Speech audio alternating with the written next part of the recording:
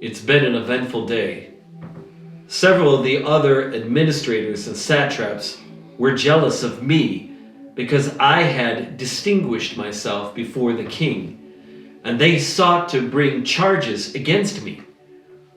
Finally, they tricked the king into making it illegal to pray to anyone but him for 30 days, knowing that I pray to my God 3 times a day.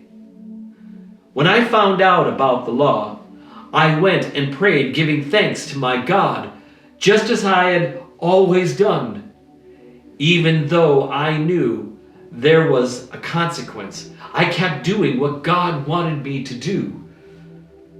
There is no compromise. So they threw me into the lion's den, but God sent an angel to close the mouths of the lions, and I was saved. God is faithful. When my friends and I were taken from Jerusalem, it's been over 60 years now. Oh, 60, really? Yes, I was 17 when we came to Babylon, and I'm almost 80 now. Oh, such a long time. Anyway, I was saying, when we came to Babylon from Jerusalem, there were many of us. My friends, Hananiah, Mishael, and Azariah, and I were chosen by Ashpenaz, King Nebuchadnezzar's chief official, to be brought into the king's service. We were to be trained in the language and literature of Babylon.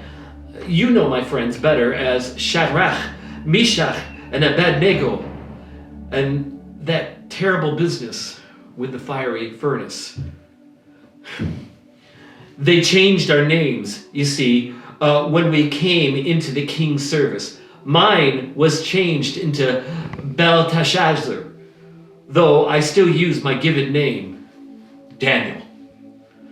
The king also allotted a daily amount of food and wine from his own table for all of the young men. But I determined then not to defile myself in that way. I went to the guard and told him that we would prefer not to defile ourselves with this food. God had given us favor with the guard, but he was apprehensive. If we didn't eat the same food as the others, and we looked worse than the others, it would be his head. I gave him a compromise.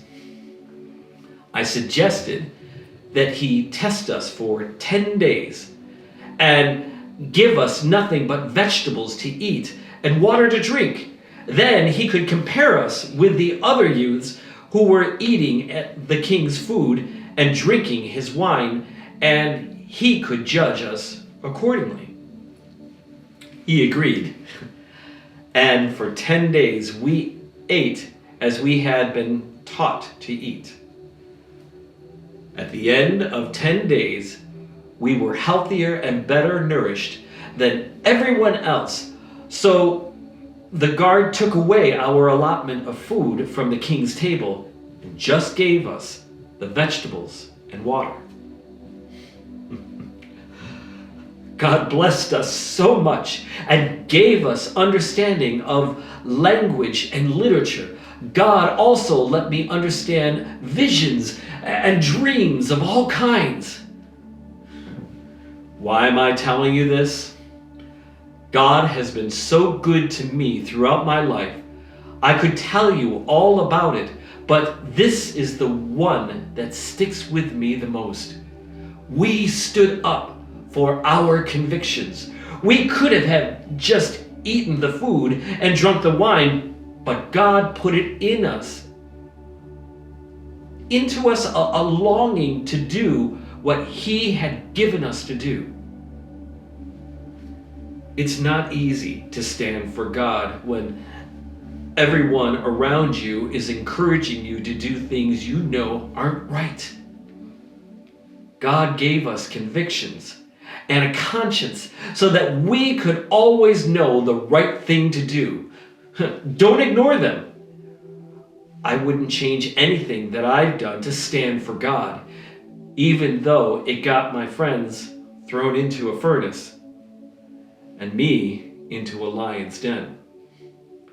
Because God is worth my everything. And God is worth your everything. Stand firm in your assurance that God will do what He's promised. Oh, excuse me now. I have to go and pray.